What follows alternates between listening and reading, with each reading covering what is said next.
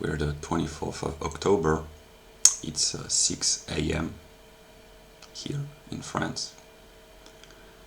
And I intend to make a video to talk about psychological problems, trauma, the prospect of death, and wisdom, intelligence, and so I haven't planned consciously, but I've just made a broad structure. Now I say that I don't know how long it's gonna last, but I intend to express in a few words what I think about myself and the world. First, about death. I try to live by envisioning that death could come at any time, because I've had experiences where I've thought of myself as dying eventually.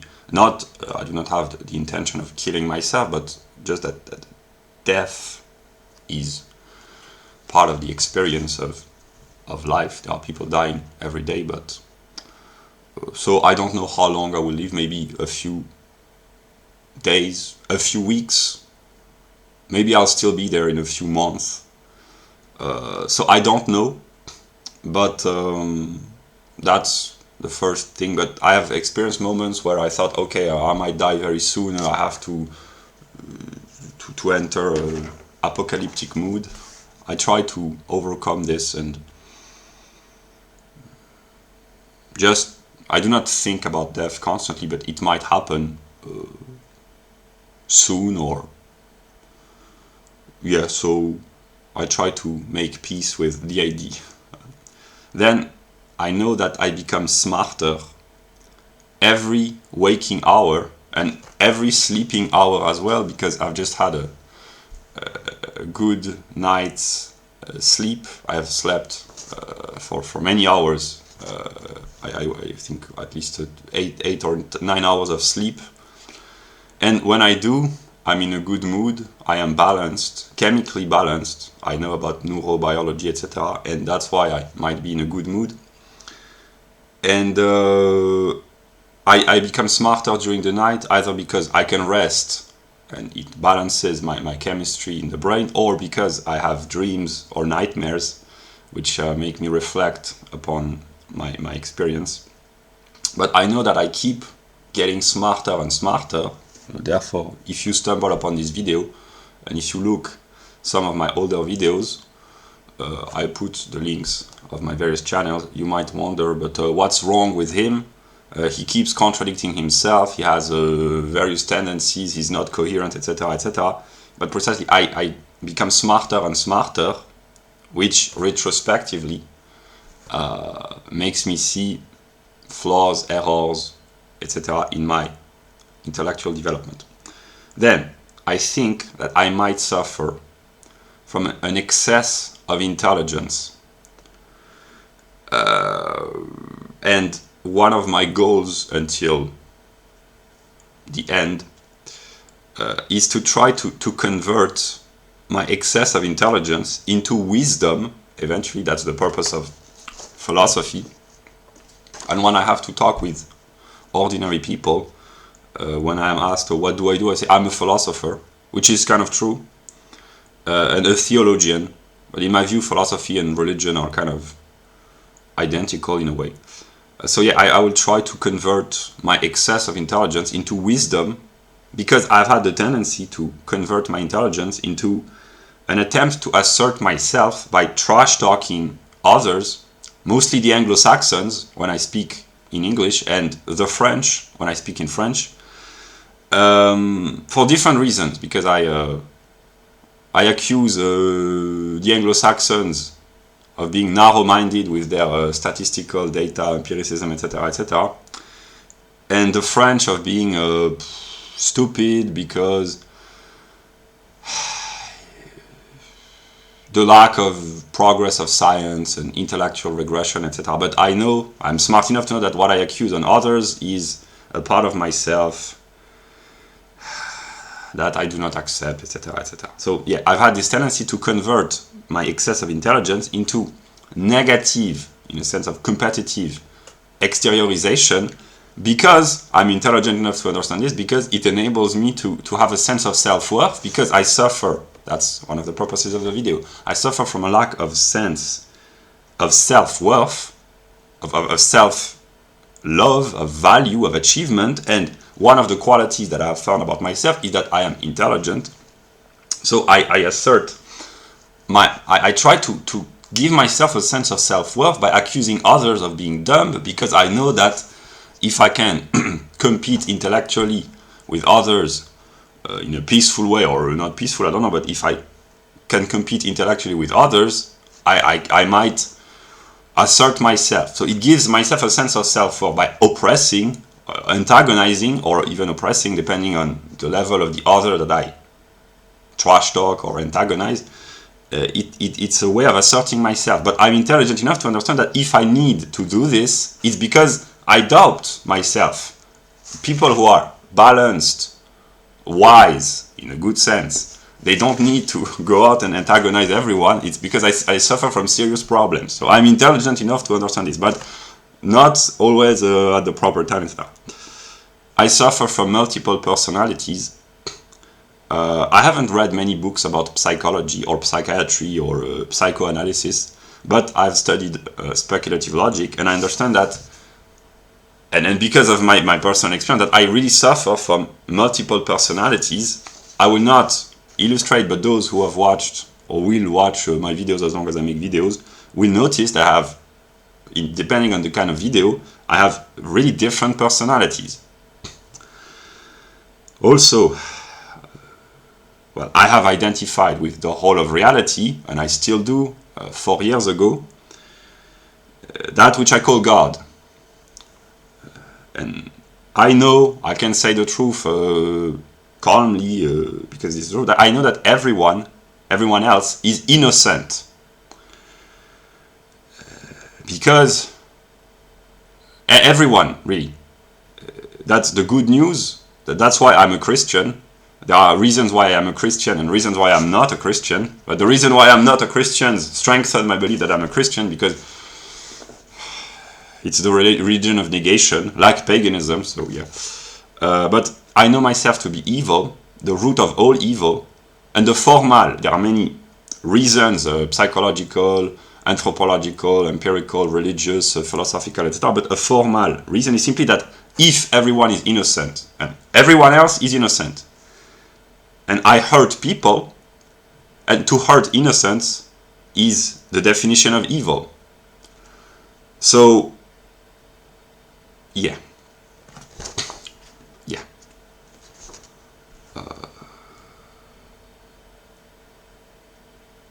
That's a problem. Yeah. Also, I've realized recently, I've began to understand that the problems of the world that I have tried to solve by doing physics, biology, chemistry, by talking about the sciences. No, what I mean is by doing philosophy and politics. But it has failed because I haven't had any kind of influence. But I've understood that maybe the problems of the world are exteriorization of either my inner soul, the torment of my soul, or the conflicts of my mind. It's not really clear, but it's becoming clearer. So I've understood that because I'm smart enough, maybe, or too dumb, but maybe they are connected partly, that I cannot expect others to solve their problems if I cannot solve my own problems first. That's the relationship between the singular, the particular, the universal. And I've had the attempt to want to solve all the world's problems. That's what I've been doing in most of my videos on the various channels, but I cannot even solve my own problems on a singular level. I am completely incompetent in terms of ordinary existence. So I am conflicted between trying to care about my singular self, but not because I really care, but because it is what would enable me to solve the problems of others. So I have this conflict. Here it's rather, I would say peaceful, I don't know, but between my singular, Luca, no, I will give I give my name, but I will speak with my name. My name is Luca, and the problems of the world. And my problems in ordinary life is that I am immature, dependent, and irresponsible in a way. And I have this tendency to accuse all the others, or most of the others, or some others of various flaws, but on a singular level, I suffer from incompetence on many levels. So I try to find a proper balance between exteriorizing universal knowledge which might help solve other people's problems and trying to solve my own problems, which begin by cleaning my room, as Peterson would say. Yeah. And also, I try to consider the others as mirrors of myself, and of course, there are reflections of myself that I love more than others, and I have a problem with some reflections, and how do I cure the problem? Either I have these violent mood shifts, which I know is wrong morally, because I'm intelligent enough to understand this, or no, it's too late because I've already exteriorized negativity, but as long as I can correct myself, I will try to solve problems by working on myself.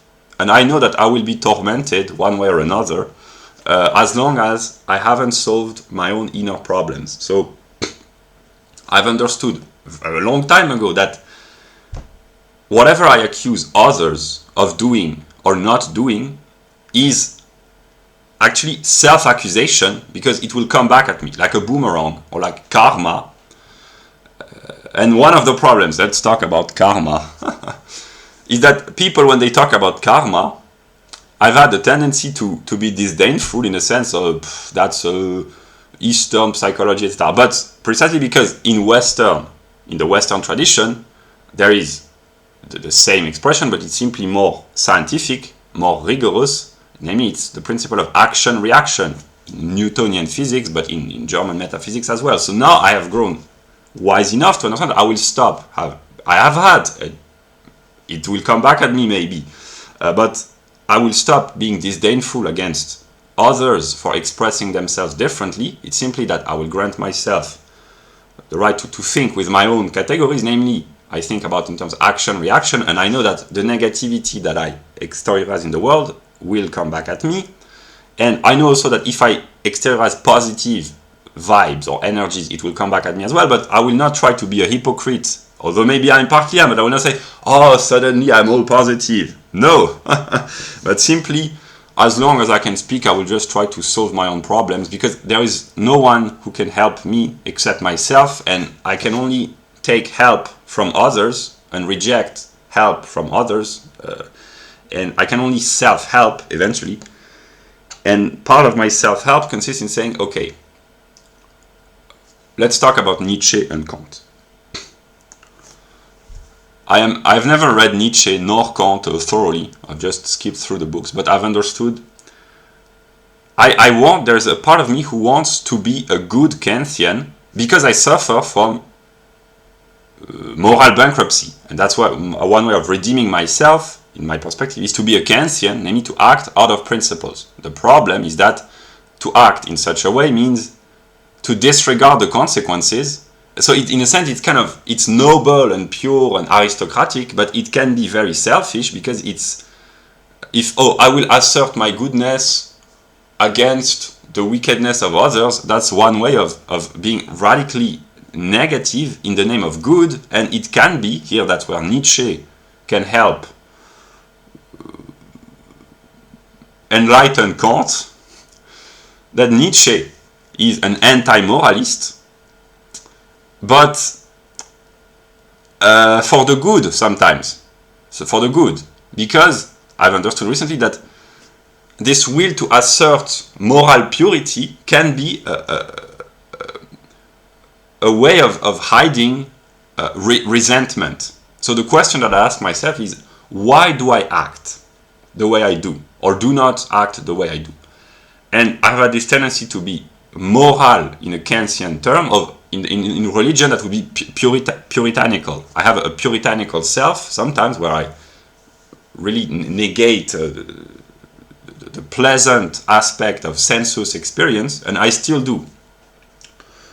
Instead, for me to enjoy that really, but I'm kind of at peace with this, but to enjoy drinking, eating, or even comfort, it's kind of negative. So I have partly a puritanical self, but I try to find a proper balance between asceticism, which I consider to be good, and self-flagellation, which I might partly enjoy, but also is kind of, when I'm honest, when I'm in a good mood, it's kind of the people who self-mutilate, they really have a problem.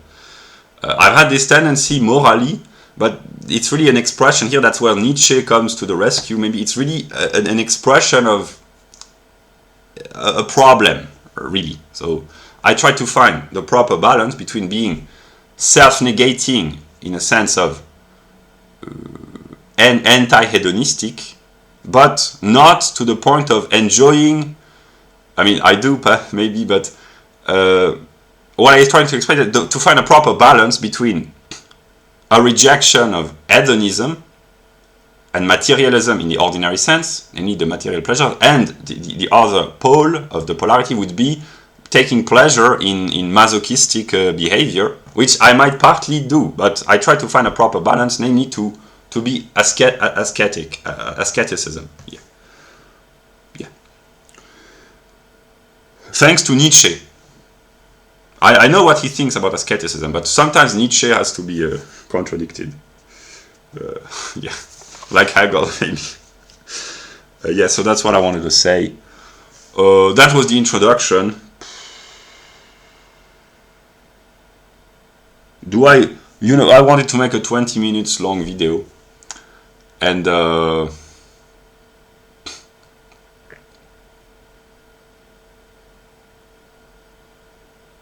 yeah, I will talk just for a few more minutes.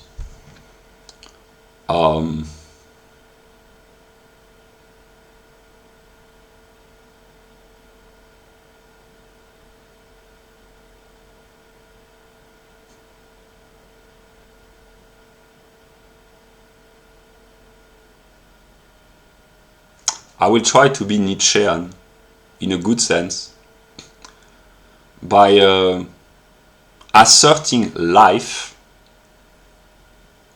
and to have a good night's sleep. That's my way of asserting life. And when I grant myself the right to have to sleep, to rest, that's one way of being in a sense of life, because then I know that I am chemically more balanced and more joyful. So in a way, my mood shifts, they are partly tied to the chemical balance of my brain.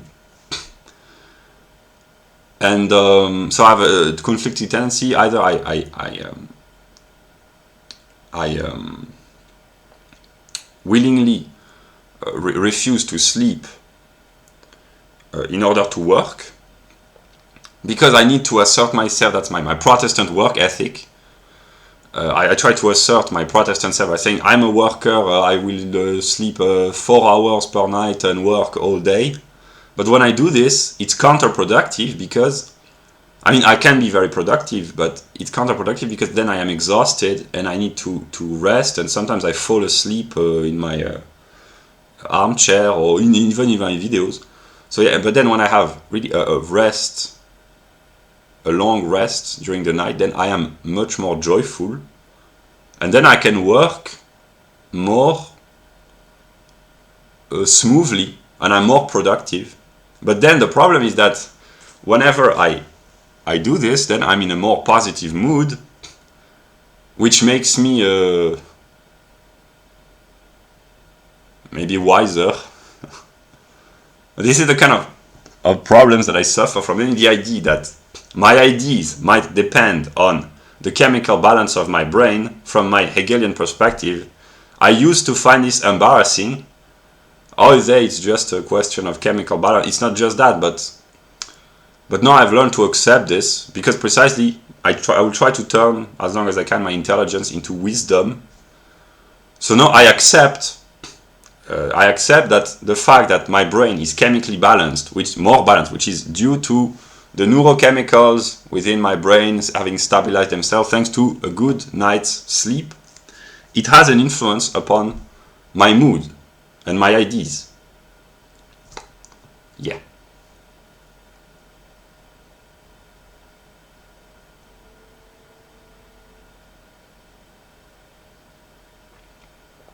But I nonetheless have to accept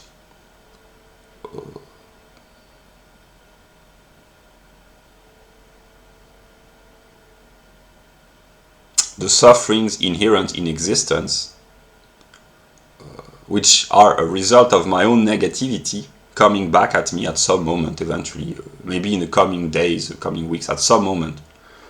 So I have to find inner peace and stability, which is very difficult, but I will work on this, because eventually I have to become wise at some moment. I have to. That's the purpose of philosophy, of Ozin. Ozin is wise. I mean, not always, but eventually. And yeah. So that was the introduction. I will make another video where I talk about psychology. Yeah.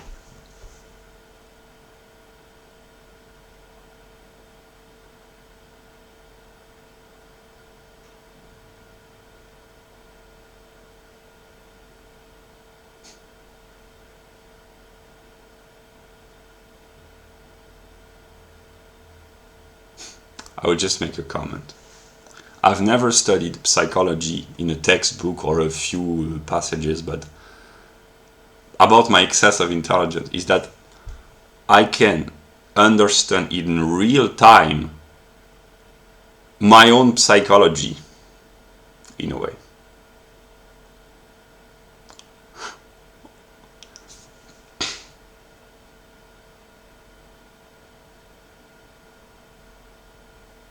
So what it means is that I express myself and I think in real time, I analyze in real time my self-expression.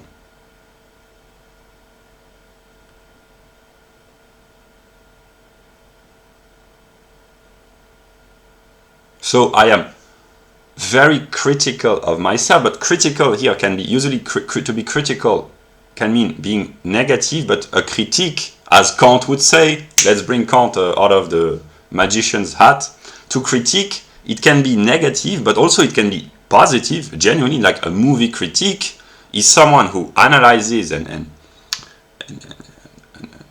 analyzes a movie, but it can either be to downgrade the movie or to find qualities which are being made manifest not unconsciously, but the people appreciate a movie or a work of art or whatever, a book, without understanding why, and the critique is the one who analyzes and says, here's why it's so great. For instance, that's why self-reflection, here in the sense of movies or books, it's a way to enjoy what you've already enjoyed in a more intellectual way. That's why I no longer, I haven't watched movies for almost a year now, and I won't probably watch movies ever again, but I keep rethinking more thoroughly, analyzing the movies or the works of art, either books or artistic expression of any kind, it can be video games, to analyze them more thoroughly with my memory. I have the opportunity or the advantage of having a good memory on a singular level, namely I have a very, what they call a working memory in IQ test. So here's what I encourage people to do, because that's what I do as well. Do not, do what you want, but I do not, precisely because it's connected with the idea of death eventually, but I no longer consume cultural products in a sense of watching movies, etc. But I reflect upon my past experiences through the medium of philosophy and psychology and politics and anthropology, etc. And yeah.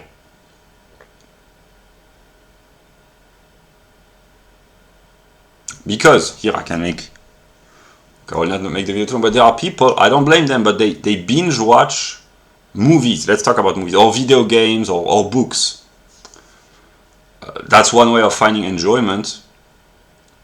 But then there are those who, I mean, there are very few, but they just watch a few books, a few movies, etc., and then they reflect. They are thinkers and profound analysts, and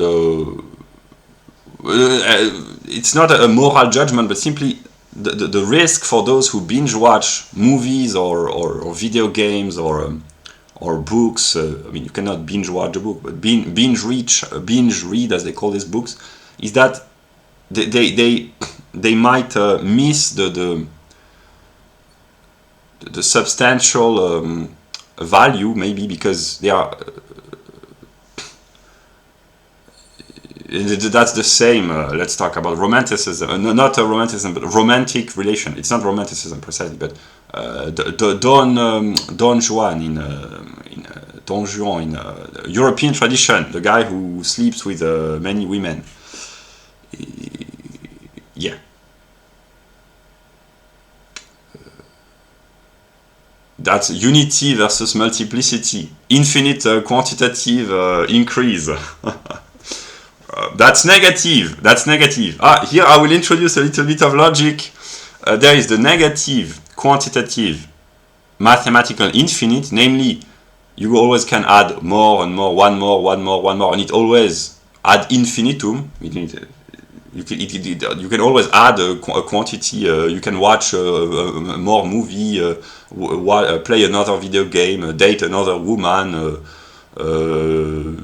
read another book. Here we're talking about leisure and enjoyment. But then there is the other infinite, which is not infinite quantitative increase, but it's relation to self in the other.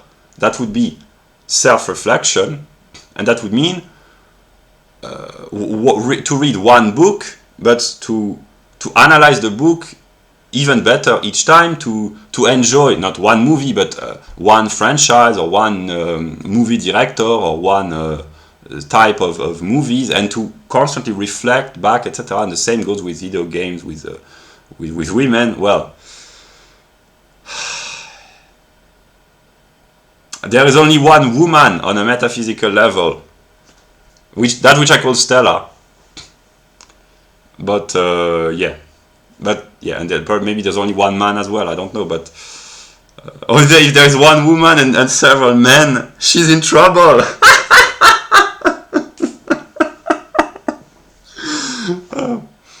Yeah. Yeah. What I want to say, okay, is simply but I have this tendency to be self-reflective.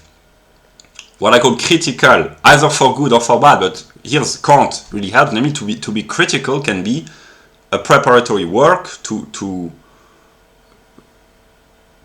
good. Then that was the purpose of Kant. Let's critique the faculties of reason, theoretical, practical, judgmental, and then metaphysics will emerge. And then Hegel comes in and says, "Oh no, I will correct everything."